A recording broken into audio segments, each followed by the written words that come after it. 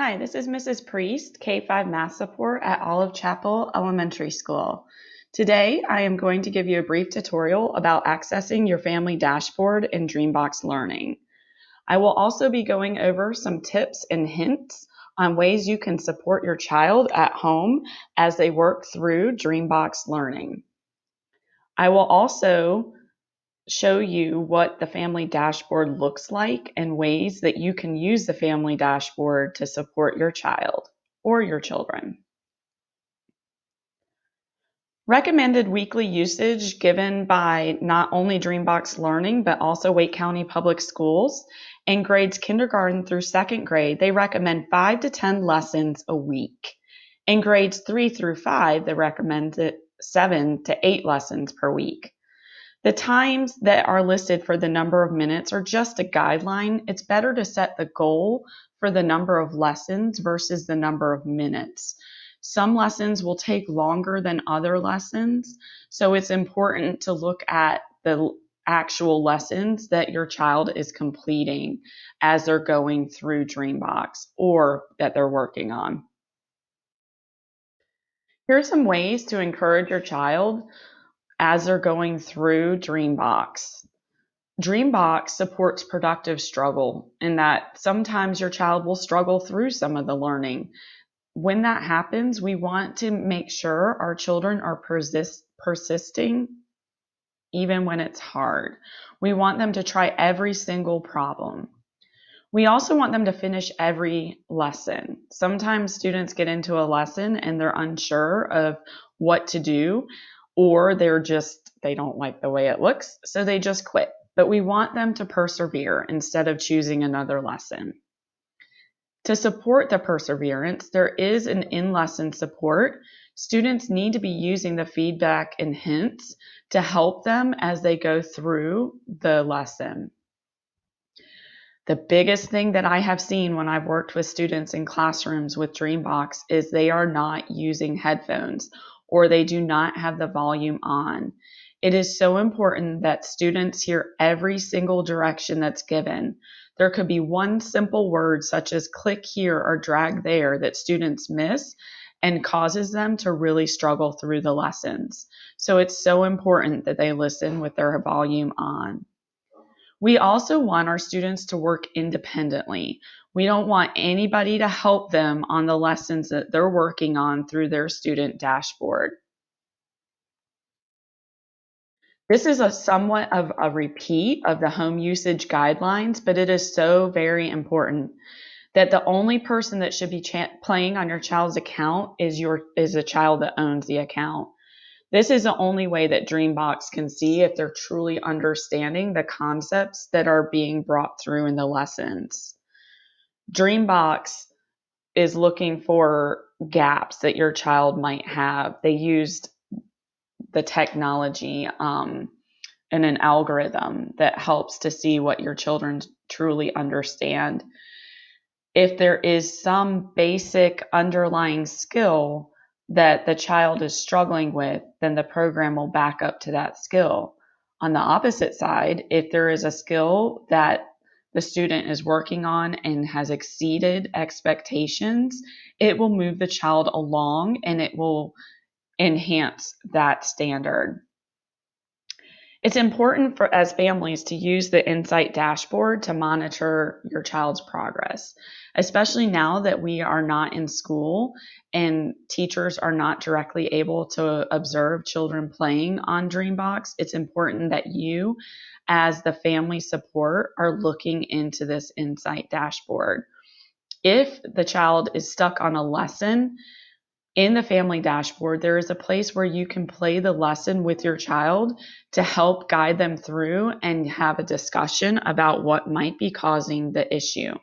Remember, it's important not to do this in the student environment, but doing this in the family dashboard. And I will be going through and showing you what that might look like. So setting up your family dashboard. If you have not yet already, I'm going to walk you through how to set up your family dashboard.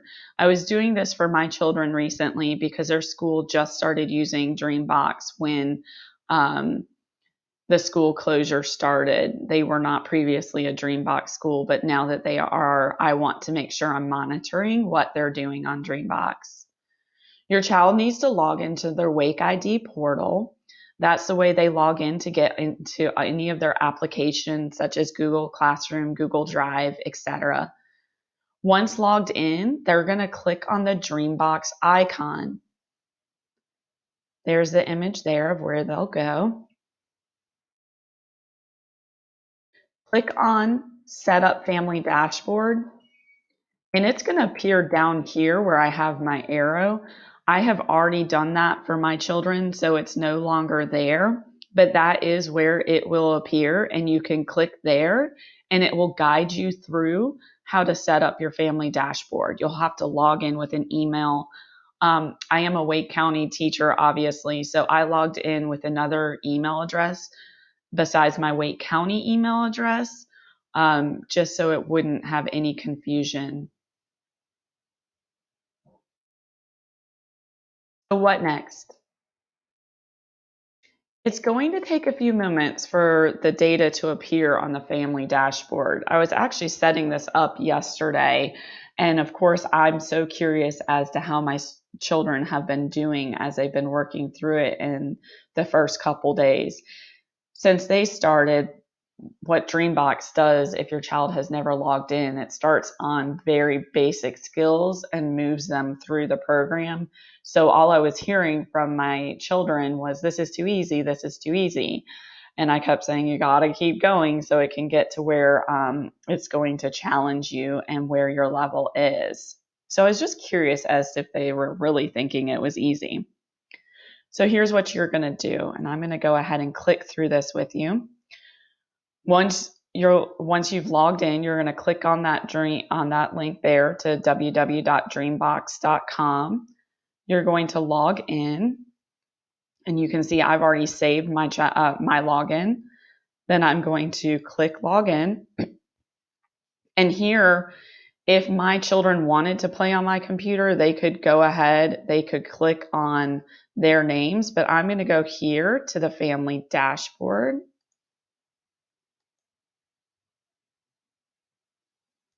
And now I'm in the family dashboard, and I'm actually in my son's account right here. And you can see he's a 4th grade student, and they say he's doing great. So that's good.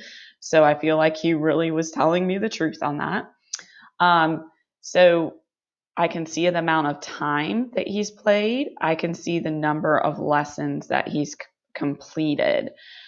And since he just started, he went through all the way through. So you can see this right here shows where he was placed, where he was proficient, and where he has shown growth.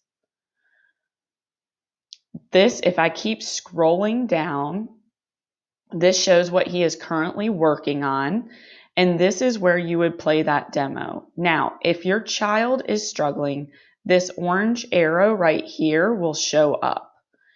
So right now it's not really showing that he's struggling on any of these. I can tell with this lesson, he just didn't feel like doing it, so he just stopped playing it.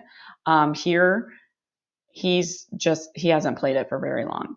But if that orange triangle showed up, then I would want to click on the demo lesson, and that's where you could talk through with your child about what is happening.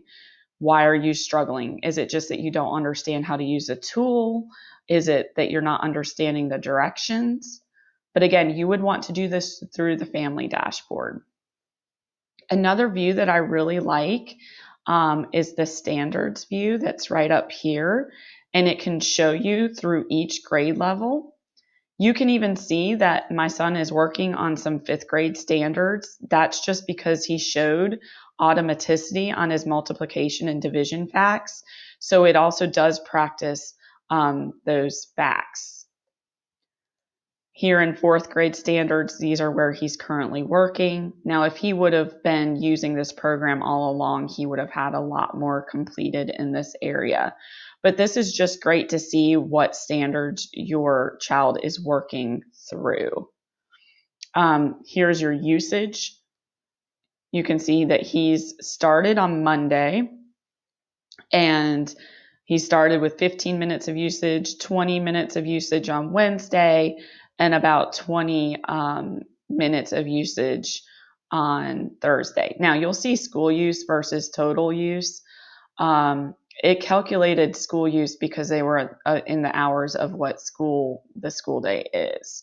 So we obviously know we're not in school right now. And then this also shows the number of lessons down here. This is where I would do some goal setting. And that's for the week. So you can see he has way surpassed. And that's probably also because he just got started. So some of the earlier lessons were easy. Now, if your child's teacher does assign a focus lesson, that would show up right here. So you can see Ryan's teacher has not assigned a lesson yet. But if I go into my daughter's dashboard, that's a little bit different. She just started using it recently as well. She is a second grader. Her teacher has actually assigned some focus lessons in here for her to do that she'll have to work on. You can also see she's got her overview tab. She's got 4 lessons completed, so not too bad. We'll keep working with her on that. You can also see her activity and where she's spent her time. If you see that your child's only spending like 1 minute, this is a great spot right here. She's only spent 1 minute in this lesson and it's paused. That means she just left it. She started playing it. She didn't like the way it looked and she just left. So we would want to encourage her to continue through that lesson. So that's just a little bit about the parent portal or the family portal. So I know that was brief, but if you have any questions, it says you can click here. And of course, you don't have access to that unless you send me an email. If you send me an email at mpriest, Priest, at wcpss.net, I can give you access to the slide deck. What this is this is a brief Padlet of where you can post what questions you might have, and then that way I can answer those questions. Again, if you would like this copy, just send me an email. I look forward to hearing all about what your children are doing on DreamBox, and hopefully we'll see you soon. Take care.